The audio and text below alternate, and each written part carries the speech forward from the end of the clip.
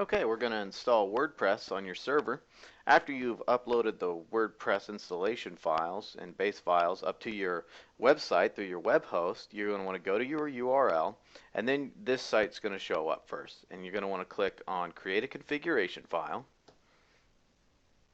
This is the prerequisite stuff it's going to ask you before you install. So you're going to click here on Let's Go.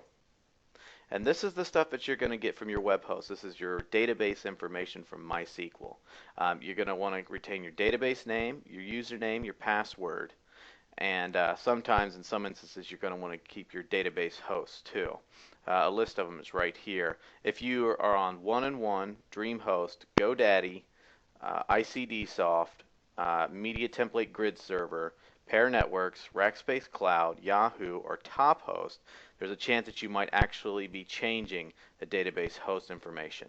But in this example, we won't really need to. So, okay, I'm going to enter my username and my password, and my database host is staying the same. It's going to be localhost.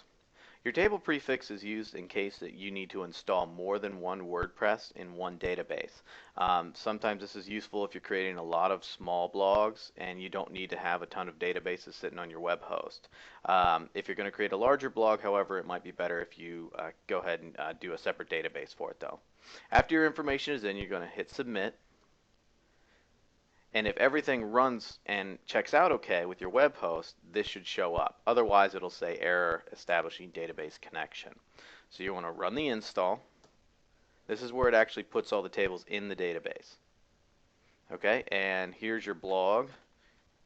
Here is my, and your email address. And usually you want to keep this checked if you're going to have a public blog. Install WordPress. And here's your username and password. You are all set.